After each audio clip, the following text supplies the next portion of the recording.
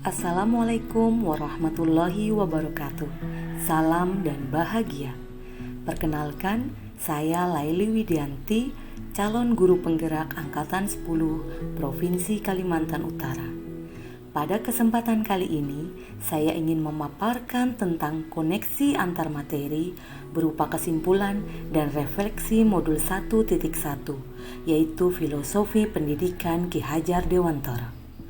Menurut Ki Hajar Dewantara, pendidikan merupakan proses pembentukan manusia secara holistik mencakup aspek fisik, intelektual, emosional, serta spiritual. Pendidikan adalah tempat persemaian benih-benih kebudayaan dalam masyarakat, sehingga pendidikan merupakan fondasi peradaban. Sedangkan pengajaran merupakan bagian tak terpisahkan dari proses pendidikan yang bertujuan memberikan ilmu yang bermanfaat berupa pengetahuan, informasi, dan keterampilan. Tujuan pendidikan sendiri adalah menuntun kodrat yang ada pada diri peserta didik sehingga mencapai keselamatan dan kebahagiaan yang setinggi-tingginya. Ki Hajar Dewantara menyampaikan, dalam proses menuntun ada 3 asas yang perlu diperhatikan, yaitu ingarso sung tulodo, yaitu kita sebagai pendidik harus mampu menjadi sosok teladan untuk peserta didik. Yang kedua adalah ingmatio mangunkarso. Selain memberikan teladan, kita juga perlu senantiasa menjadi motivator maupun memberikan mereka semangat. Dan yang terakhir adalah tuturi handayani, yang artinya pendidik harus mampu mendorong dan menuntun peserta didiknya sesuai bakat, minat, dan potensinya. Pendidikan juga merupakan proses penumbuhan budi pekerti. Budi pekerti merupakan perpaduan yang harmonis antara gerak, pikiran, perasaan, dan kehendak, sehingga menimbulkan tenaga atau semangat. Budi pekerti merupakan kemampuan kodrat manusia dan berperan menentukan karakter seseorang. Budi pekerti merupakan perpaduan antara cipta, rasa, dan karsa, serta pekerti yang akan melahirkan keseimbangan atau keselarasan hidup. Dan salah satu pondasi penting tumbuhnya budi pekerti adalah keluarga.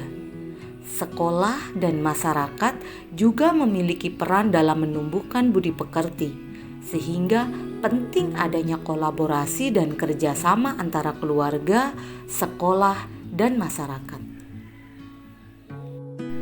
Pemahaman saya sebelum mempelajari modul 1.1 tentang filosofi pendidikan Ki Hajar Dewantara adalah: yang pertama, pembelajaran harus berpusat pada murid, namun pada pelaksanaannya terkadang belum konsisten.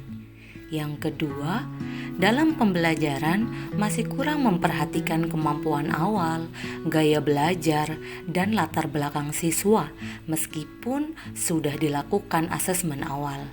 Yang ketiga, penggunaan berbagai media pembelajaran terkadang mengabaikan kebutuhan murid. Dan yang keempat, nilai kognitif masih menjadi acuan di dalam tujuan pengajaran. Yang kelima, guru masih banyak bercerita dan menganggap murid berkarakter jika sering dinasehati.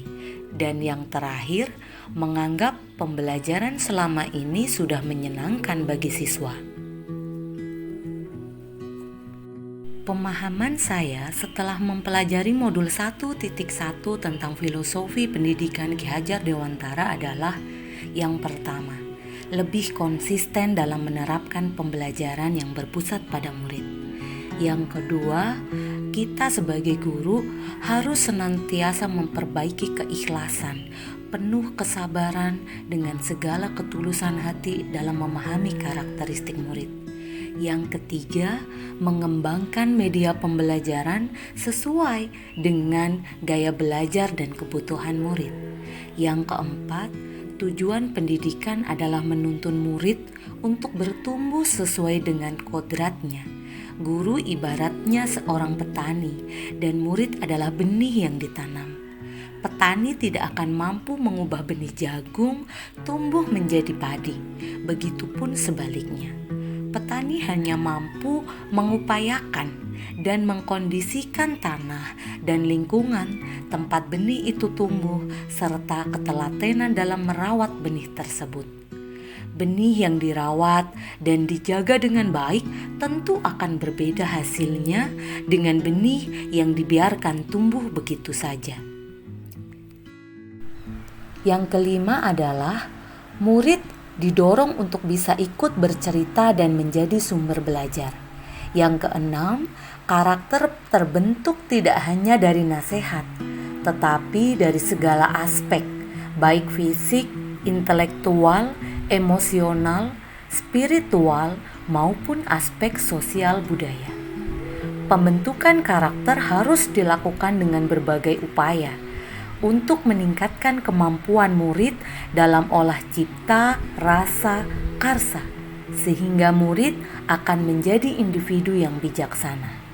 Dan yang terakhir adalah melakukan evaluasi dan refleksi pembelajaran secara berkelanjutan, sehingga dapat terus melakukan perbaikan guna mewujudkan pendidikan yang memanusiakan dan memerdekakan. Artinya, dalam prosesnya, pendidikan memiliki esensi bahwa setiap anak didik memiliki keunikan masing-masing dan seharusnya belajar sesuai dengan kesenangan mereka. Strategi yang segera akan diterapkan yang pertama adalah dengan menerapkan pendidikan yang berpusat pada anak atau student center.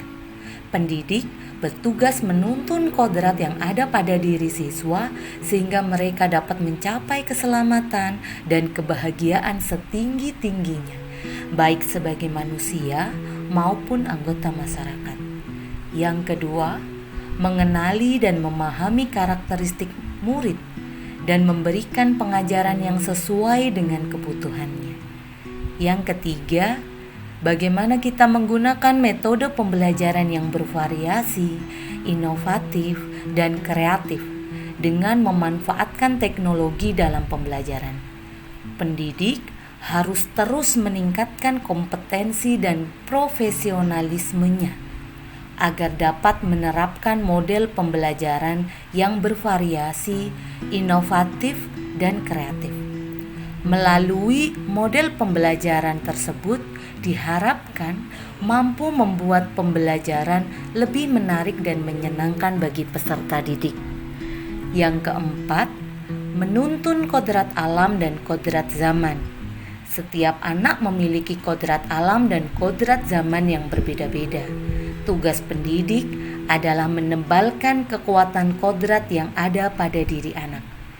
Saat ini perkembangan ilmu pengetahuan dan teknologi juga sangat pesat. Maka pendidik juga harus mengembangkan pembelajaran sesuai dengan zamannya. Yang kelima, bagaimana kita menerapkan pembelajaran berdiferensiasi. Setiap anak memiliki gaya belajarnya masing-masing. Ada yang memiliki gaya belajar kinestetik, visual, auditori, ataupun kombinasi dari ketiganya. Pendidik harus dapat memperhatikan kebutuhan belajar peserta didik yang berbeda-beda, baik dalam konten, proses, maupun produknya. Yang keenam adalah bagaimana kita mengembangkan bakat minat peserta didik. Setiap anak memiliki keunikannya masing-masing. Mereka perlu diberikan wadah dan sarana untuk dapat mengembangkan bakat dan minatnya baik melalui kegiatan ekstrakurikuler, intrakurikuler maupun kokurikuler. Peran guru adalah menjadi fasilitator, motivator, dan inspirator untuk mereka sehingga minat bakatnya dapat terus berkembang dan bermanfaat baik untuk pribadi maupun bagi masyarakat. Dan yang terakhir, bagaimana kita melakukan evaluasi dan refleksi terhadap proses pembelajaran yang telah dilaksanakan dengan cara mengamati kelemahan dan mempertahankan kekuatan. Terima kasih sudah belajar bersama saya. Tergerak, bergerak, menggerakkan. Salam dan bahagia. Wassalamualaikum warahmatullahi wabarakatuh.